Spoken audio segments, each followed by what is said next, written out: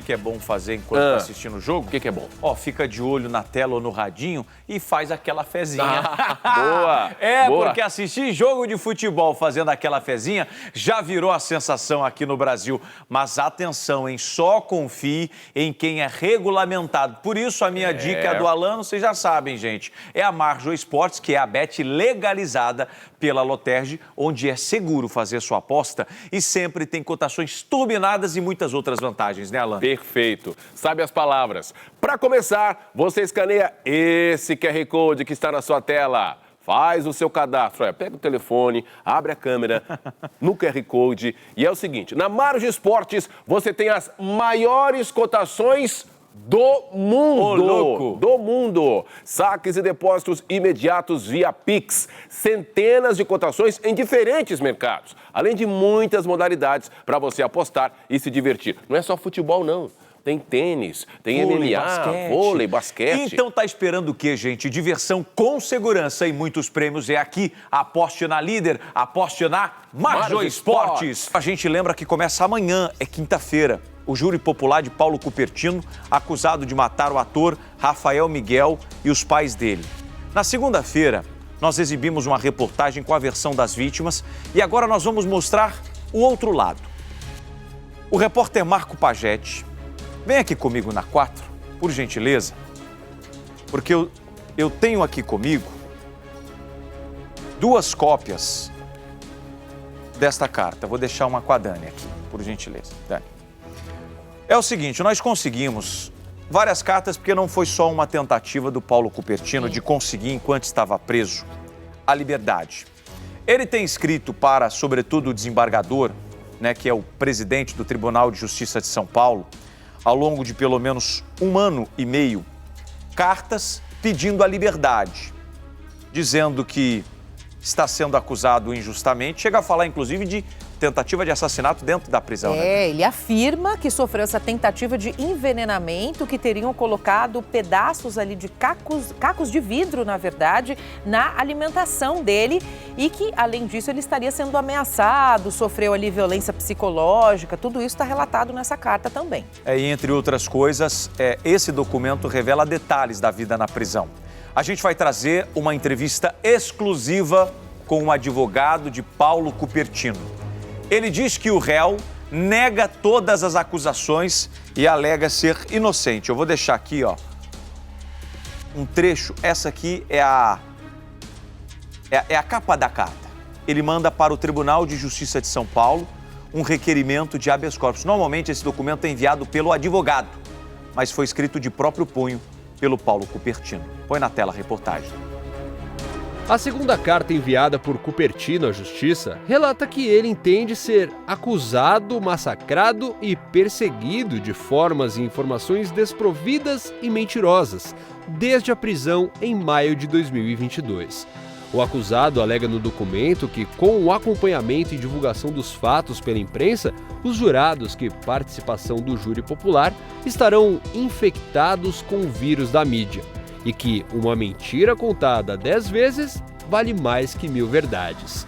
Julga ainda que os pedidos de liberdade e retorno à fase inicial não são retrocessos e que o único retrocesso do pedido não atendido é voltar aos tempos medievais, quando o acusado ia para a forca sem ter direitos analisados. Paulo Cupertino também fala sobre a fuga de quase 3 anos. Diz na carta que tentou várias vezes se apresentar às autoridades, mas não o fez, por temer pela própria vida e por medo da polícia. No documento, o acusado diz à justiça que está sofrendo violência psicológica na cadeia. Segundo Cupertino, ele teria sofrido tentativa de envenenamento com cacos de vidro na comida, passando mal quando esteve no presídio de Presidente Venceslau. Com relatos de direitos feridos, Paulo Cupertino Matias assina a carta pedindo liberdade a Deus e a Vossa Excelência, o presidente do Tribunal de Justiça, ao qual a carta foi endereçada em junho de 2023. Pela segunda vez, o pedido de habeas corpus foi negado a Cupertino e o acusado segue preso, aguardando o julgamento. Paulo Cupertino e mais 2 acusados de ajudá-lo na fuga irão a júri popular na próxima quinta-feira, em um julgamento previsto para 2 dias. A pedido da defesa de Cupertino, ele será ouvido em trajes normais no Fórum Criminal da Barra Funda, na Zona Oeste de São Paulo, e não com o uniforme da penitenciária. Paulo Cupertino é considerado o principal suspeito da morte do ator Rafael Miguel e dos pais dele, João Alcísio Miguel e Miriam Selma Miguel. O crime aconteceu em junho de 2019, quando os três foram assassinados após irem até a casa da namorada do ator e filha de Cupertino, Isabela Tibcherani, na zona sul de São Paulo. O inquérito policial apontou que Cupertino é o atirador. A investigação cita que ele era contra o namoro da filha, que ouviu os disparos. Cupertino fugiu do local do crime, dando início a uma grande perseguição, que passou por vários países da América do Sul. Ele chegou a ser considerado o homem mais procurado da Polícia Civil de São Paulo e esteve na lista de foragidos da Interpol, a Polícia Internacional. Em maio de 2022, Paulo Cupertino foi encontrado disfarçado em um hotel, na zona sul de São Paulo, depois de uma denúncia anônima. O advogado de defesa de Cupertino diz que o cliente alega inocência e que não foi ele quem fez os disparos. Na versão dele, não. E eu vou, logicamente, pelo um dever legal, respeitando a todas e a todos, sustentar a versão dele. Primeiro ponto, ele vai em juízo, já conversei com ele, de uma maneira bem tranquila, de uma maneira do que ele sempre foi, uma pessoa que sempre trabalhou a vida toda. Vai dar a versão dele. Se ele der a versão dele, pelas informações que ele me traz, e principalmente pelas informações que eu não estou plantando, isso é interessante. A questão da própria carta, eu vou sustentar a negativa de autoria. Desde a prisão, Cupertino recebeu visitas apenas dos irmãos. A filha, Isabela, e a mãe dela vão depor no tribunal do júri, mas sem a presença do réu, a pedido das duas. Ele está na expectativa do júri. Vai se comportar muito bem, vai dar a versão dele. Vamos esperar, logicamente, um trabalho bem realizado dentro de um nível de cordialidade e positivo.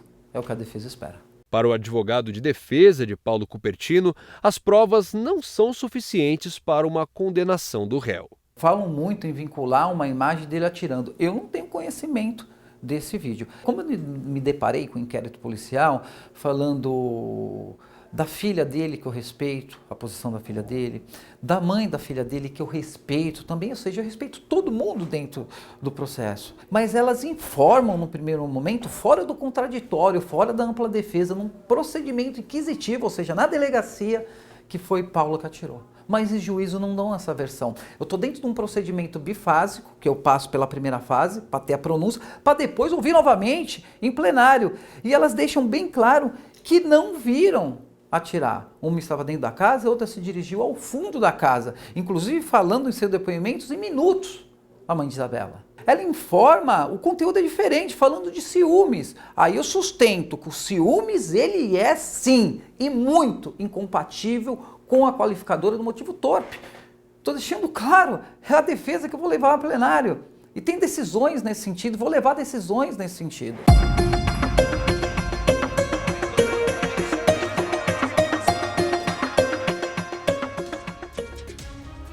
A Secretaria da Administração Penitenciária informou em nota que, enquanto Paulo Cupertino esteve preso no Centro de Detenção Provisória Chácara Belém 1, em São Paulo, ele não relatou à direção a denúncia citada na reportagem e que, no período de custódia do CDP, teve a integridade física e psicológica preservadas sem qualquer queixa de saúde.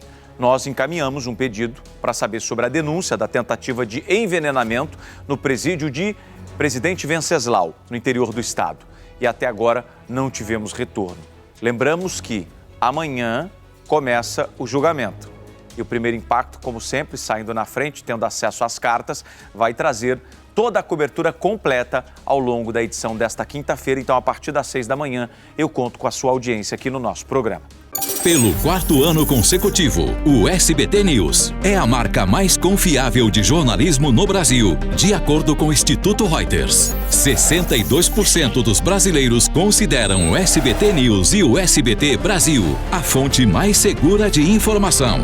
Além das reportagens da TV, com o SBT News você tem acesso a conteúdos exclusivos quando e onde quiser.